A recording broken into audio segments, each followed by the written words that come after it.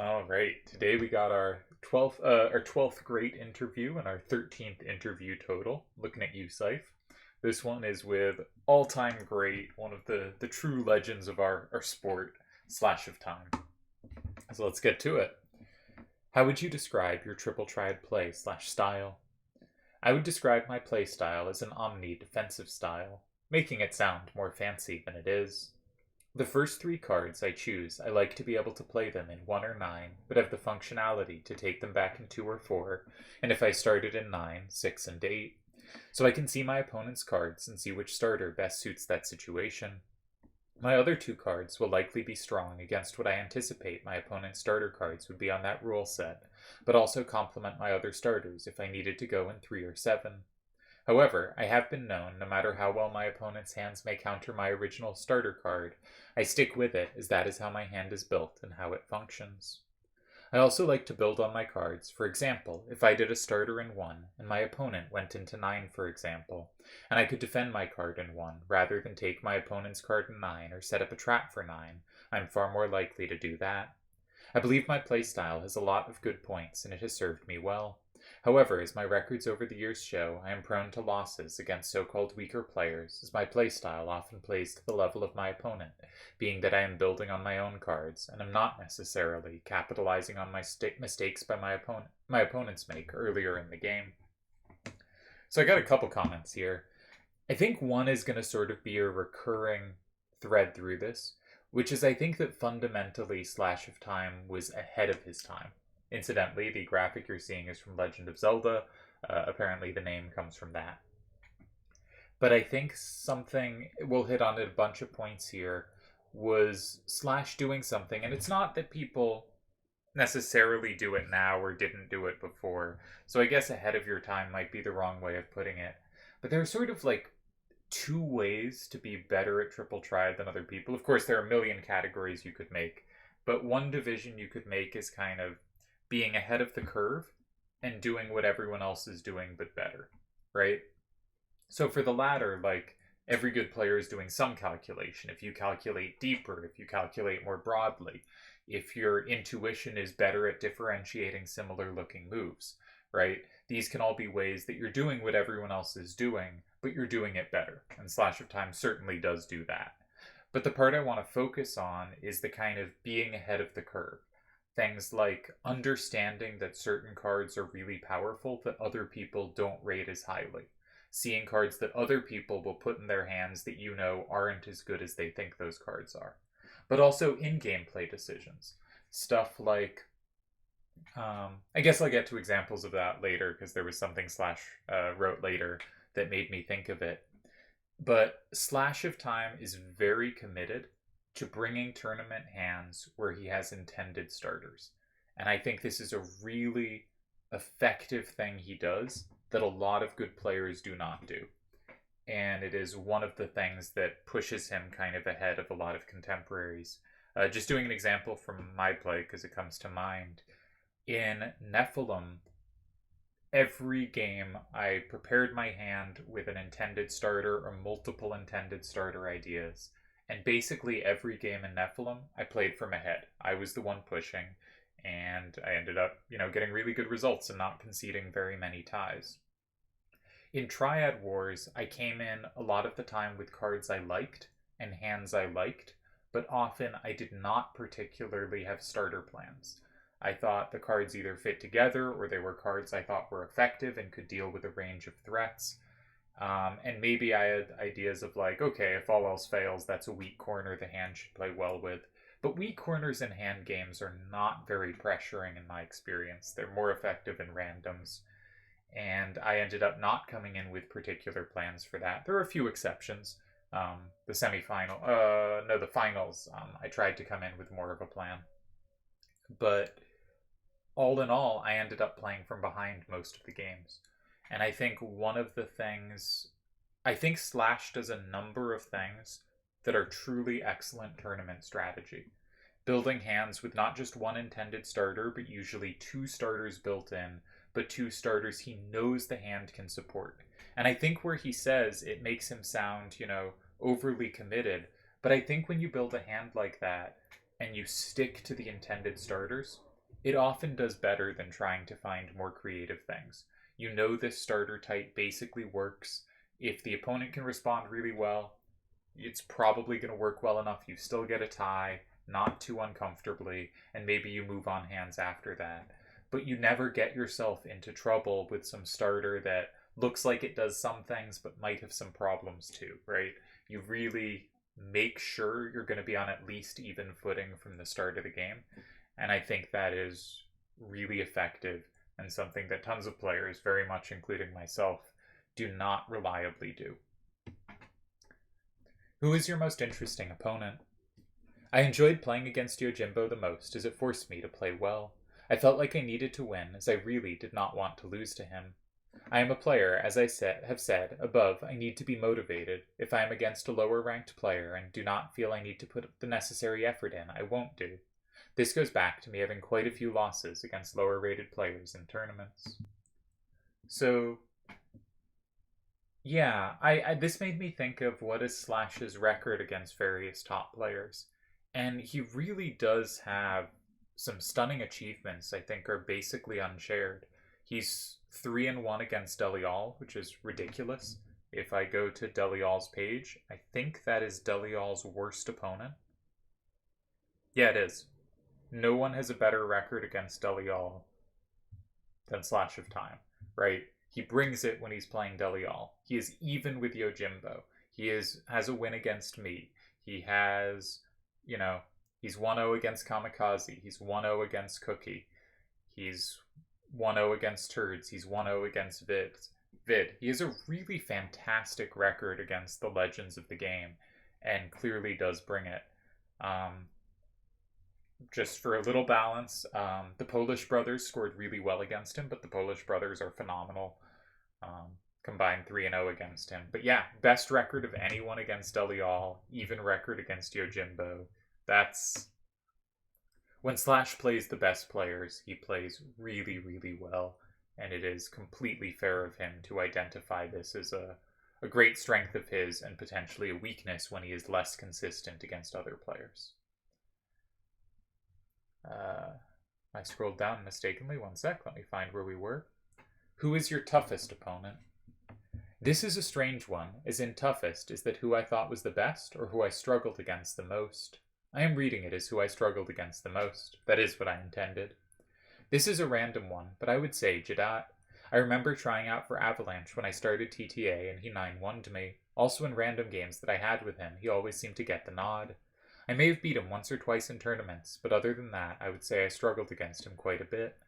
This is a really interesting selection, I think. Jadat's obviously a fantastic player, but Jadat's one of the most creates oddnesses in the positions players. One of the most starts with side starters, but side starters that don't really do the conventional things. They're not like defensive side starters where you have like the 10 facing towards 5 or max number facing towards 5. But I think he does a lot to throw off standard game plans. And I was always confused playing him, and I always thought he played really well, but it never made sense why his moves were good to me. And I could see him against Slash, and I think Slash is a very intelligently and thoughtfully, usually within conventional bounds player. And sometimes it sounds like an insult when I call something conventional, and I really mean it as a strength. I think playing precise conventional play is just about the most effective play, and I stress in my videos when I talk about playing. One thing I think I've talked about a bit is there are positions where I will spend more time trying to make the normal move work, even if it looks ugly, than trying to find an offbeat move. And my reason for that is, if my position is difficult, there might be an offbeat move that ties, but there will be so many offbeat moves to look at. While there is a much narrower range of conventional moves, and usually even in difficult positions, one of them will work. So I think it is an efficient use of my time to spend more time on the conventional, even if it's ugly, than spending time on more creative other stuff. And I think this is a real strength of mine, and I think Slash of Time has some similar strengths there. In fact, I think in the return, as I'm, working on my play, and we'll talk about this more, I am becoming more and more a Slash of Time-esque player. What formation or move type do you like more than other players do? This can be for either open or closed, or answer for both. If I have second go, I do like to take my opponent's starter card on my first turn if possible, no matter where it is on the board. I know a lot of people like to counter corner starters in 5, but if possible, I do like to take corner starters if I can either defend the corner starter I have taken, or the card I have used to take the corner starter on my next turn. Yeah, this is something I didn't do a ton of back in the day, taking corner starters, but more and more I'm starting to think is kind of the critical thing to do. I've been keeping some stats. I'll make a video at some point of the players I think are best right now on the site and how they meet different stuff and what their win percentages are. Nothing too detailed, but just what's popular and how well does it do. And something that instantly jumped out at me was on second turn, capturing corner starters has given me my best record of any response to corner starters by far. It has given Akiyama by far his best response to corner starters. And while Delial has an even better record with far corners, his record playing next to, I didn't differentiate between capturing or not capturing, but his record playing next to opposing corners is also just insanely good. And these are arguably, very reasonably arguably, the 3 best players of the return. And it's not that we're playing next to corners more than we're doing other things, necessarily. We're all fairly balanced and we do a bunch of things, but have insanely good records when we do so. And this is another point where I think this is something people do less than the correct amount is. And Slash of Time, again, ahead of the curve, doing something that I think there's sort of the learning curve of Triple Triad, is you start taking everything, and then you start moving off that and learning to create space and to create threats and how to deal with those threats and handle those threats.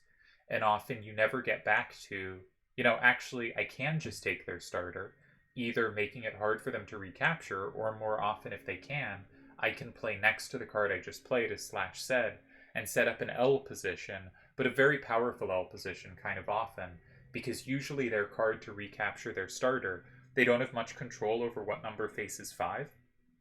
So you can often force situations where it's an L, but they have no threat in 5. And that is a very good situation for second turn. Again, I think Slash is doing stuff that's not just like doing what everyone else is doing better, but doing the right things more often than other people are doing them. And understanding what to be doing more often, and that giving a really valuable advantage for him. What formation or move type do you like less than other players do? I absolutely despise side starters, 4 or 6, as it can be taken or countered from almost every section of the board. I just find that starting at the side is almost careless, as it opens up so many different possibilities for the opposing player. I am also not the biggest fan of the starter T formation or S formation, as quite often with tournament rules, not everything is on, so it can expose you towards the end of the game. That's interesting on the T or S formation. I don't know if I have anything to add there, but I think that is a curious thing to be less enthused by. Again, on the side starter stuff, I think you look at side starter win rates and you start to realize people probably are playing sides quite a bit more than they should. And this is not to say there should be no side starters, but especially for a tournament-focused player rather than a random player, I understand reducing your side starters to 0, just never planning to go with them, never doing it, and I don't think Slash is losing any value doing that, and he is probably avoiding some mistakes people make. So again, I think this is ahead of the curve, and I'm just going to be repeating myself with that because I kind of just think that's where Slash is. Another point we might not get to about a way I think Slash is ahead is he was very into max corner strength cards. So like think level 6 or 7, 8/8 corners. And I used to make fun of him because I thought obviously 8/7/6/4s are so much better, right? They have so much more plus wall potential. They have this ability to plus wall 8s as well as 7s, as well as tons of same potential that your 8/8, 5/3s or whatever just aren't going to have. They seem so much more dynamic, so much more likely to be a sweeper at the end of the game. But I think something I undervalued was the power of raw power on second turn. And especially messing about, I was doing this a while ago, but messing about with the solver, just like which hands defend more easily on second turn, it was so obvious that like on level 10, running 8/8/7/6s is really strong first turn. They're very good sweepers. But on second turn, they often just don't have a high enough outfacing value, and they can just be easy to take. And 8/8/7/6s are very much the 8/7/6/4 of level 10, the kind of dynamic, can do it all feeling card. The 8/7/6/4s are probably a little better because they do have a max number. But hands with 10s in them just were so much better defensively. And I think especially in tournaments where the main goal is not to lose, and then of course the secondary goal is to win, playing cards where it's much harder to beat you when you're on second turn is very good and smart. And again, I have moved more towards playing cards like 8/8s and valuing cards like 8/8s. Just kind of all the looking at stuff with the solver I've done has kind of been like, oh shoot, Slash was right about this again. Very frustrating. Favorite way to meet a corner starter, a side starter, a center starter. Corner starter would either be to take it, or failing that, go in 5. Side starter would be playing in either the position above it or below it that I could defend, whether or not I take the starter. If my opponent starts in the center, I would likely go to a corner that best suited my hand and handicapped my opponent's. Yeah, this is basically my current preference for all of this as well, except I'm not a fan of going in 5 against corner starters, but certainly has its uses. I just think I do it less than most people. Do you have a preferred starter type? Does that change between random and hand games? Does it change between open and closed? For open, always start in a corner whether the rule set is random or not. If the rule set is closed, I usually put my weakest card in 5 and work from there. Yeah, it's just reading like a smart version of me. How do you spend time during the opponent's move? I look at my opponent's cards and try to anticipate what they are going to do and how I will counter that on my next move. And then, if my opponent could counter that, when I was at my best, after my opponent's first move, I would play out the rest of the game in my mind before it had taken place. What is your proudest Triple Triad moment? I have 5 things that I was proud of as a player. Winning my first SE tournament, Rinoa 4, winning SE Sephiroth. That's also 2 wins really far apart in the timeline, because Sephiroth I think was like 2014, and Rinoa 4 was 2009, I think. Really big stretch between tournament successes, which is really impressive, of course, because a lot of people drop off over time. Helping to start up Wethril Odorum clan, gaining entry into Avalanche. But I would say the most remarkable achievement that I had, even though I did not win the tournament, was in Rinoa 5, when I was paired with Demonic. The first round was relatively comfortable, where we beat Random Hero and Poetic Justice, but from that point onwards it was Murderer's Row, Koner and Scythe, Foyer and Grat, Yojimbo and Great Sephiroth, and finally MC and Nightwish. I did not lose a single game on this run, and it was a fantastic achievement for 2 relatively new players to do this. I lost to Demonic in the final. It was not so bad, as I managed to win one with Vid in Rinoa 9, but I was so proud of how well we both did. It was probably my favorite tournament. So a couple things to say here. One is, Slash is one of 6 players ever to win 3 tournaments. You know, putting him as obviously one of the greatest players to ever play. I also think I do a lot of stuff showing ELO, which is the chess rating system applied to Triple Triad, and I was trying to figure out some alternatives to it, see if I could pop out something different, maybe with better predictive value. ELO predicts about 63% of matches correctly, historically.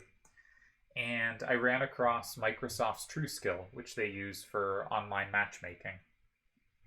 And I set it up, but the math was a little complicated for Google Sheets to run easily. So I ran a simplified version, and I think the ways I simplified it probably weren't very smart. But I took a simplified version, and then I tweaked some of the constants until it slightly outperformed ELO ratings. I couldn't get it much ahead, and if I tweaked ELO, I'm sure I could get ELO back ahead. But I got it as tiny bit more predictive than ELO, going through all of Triple Triad tournament history. And then I looked at who it thought the best players were. And very interestingly, it thought Slash of Time was the greatest player of all time. So just wanted to shout out that I constructed a reasonable system that identifies Slash as the best Triple Triad player ever. Now, the system was weird. It had none of Seto, Delial, Yojimbo, or myself in the top 5 all time. It was a weird list. I think the top 3 were, or the top 4, I think, were Slash, Kaus, Doc Evil, and Kamikaze. And Koner, maybe? I think that was the top 5, which is like a good but weird top 5. So I ended up not going with that system, but I did want to say you can come up with a reasonable rating system that will come out with Slash as the best player ever. Getting more back to what he was directly saying, as always, I really appreciate it when people have clan success, both being part of beginning a clan that was really successful for a bunch of years, and also earning one's way into a prestigious clan, is a really nice moment. Also, of course, the tournament wins. And let's bring up that Rinoa 4, because Rinoa 4 was Rinoa 5 was an insane tournament. It was the only Rinoa where you could pick your teammate. And that meant there were busted teams. Yojimbo and Great Sephiroth, huge powerhouse. FF Player and Sir Smokes, really solid. Foyer and Grat, Koner and Scythe, Dorf and Cookie, Slash and Demonic, Turds and Was Up, Nightwish and MC, the Polish brothers, Seto and Delial, who were knocked out by the Polish brothers, Mu and Kazakh. Ooh, alright, really good Polish player I sometimes forget about. And Diamondback and Scythe, Tezuka and Suikoden, Piggyman and Yoshi. So many powerful teams. And Slash and Demonic beat Koner and Scythe. This was very much Koner's best run this period, and Scythe's best run as well. So obviously they're great players, but they were really at the peak of their powers around now. Foyer and Grat, another super good team. And then Yojimbo and Great Sephiroth. Looking at the bracket, you have to think Seto Deli, Yojimbo, Great Sephiroth are the 2 best teams, and they beat one of them, and then they beat the team that beat the other in Nightwish and MC. And that Slash went undefeated through the whole thing. I also know that a bunch of the matches went to tiebreaks, and Slash won all of the tiebreaks. Just one of the great runs. I wish we had the individual game results. It would be cool to tabulate this. But I don't think there's a more impressive Rinoa run than this. And the reason it's so impressive is because the best players were allowed to choose the other best players as teammates. You really had this murderer's row, and Slash did an unbelievable job on it. And I think it's cool that someone who has won 3 different tournaments can pick a non-won tournament as their proudest moment. And looking at it, you go, yeah, makes sense. Should Delial be banned? Yes or absolutely? Haha, definitely not. He is one of the GOATs. He's the A standard for longevity. An incredibly well-respected player who was often referred to as the best when I started TTA. Should Elemental be abolished? Yes or immediately? Yes, no more to be said on that. I still think I would have won Quistis if I did not get this atrocious rule set in the semi-finals. I asked him how that match went actually after, and he mentioned it also lacked combo, and all the elements were in places where he could just never take any of the cards. And so he was stuck in a situation where his cards just didn't work. There weren't enough rules on to make tricks that could make it happen. Every element was in the wrong place.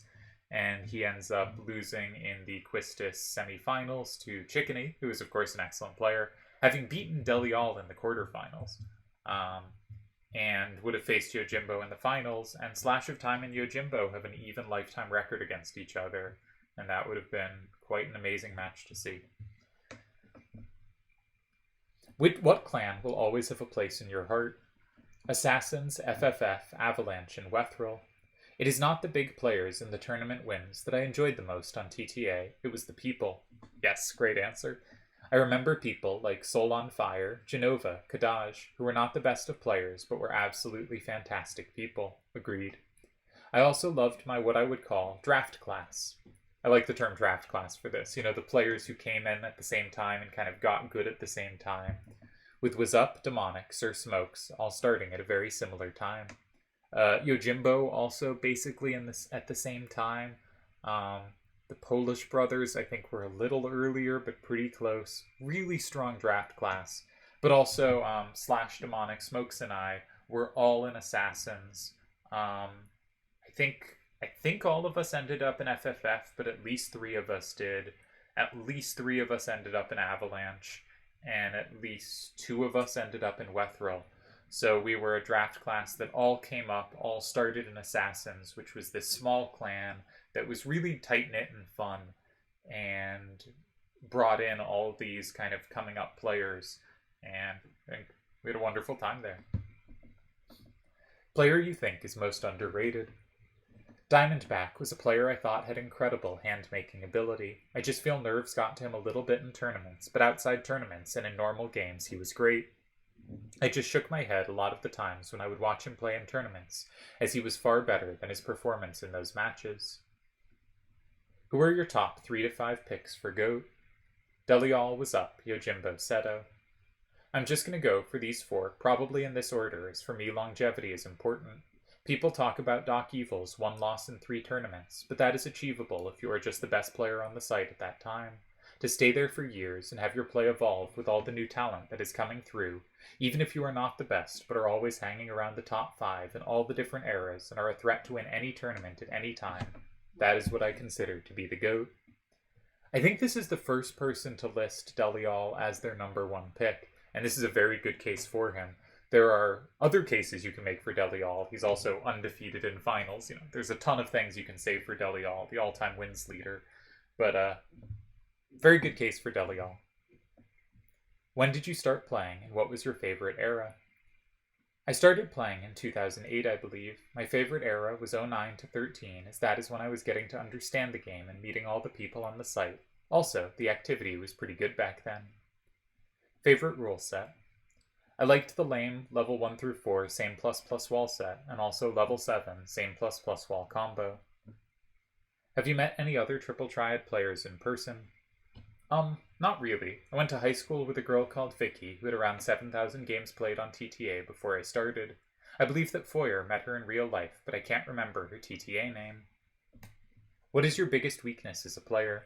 You can evade the question if you think it's targetable. Playing to my opponent's level, and motivation, especially after 2015.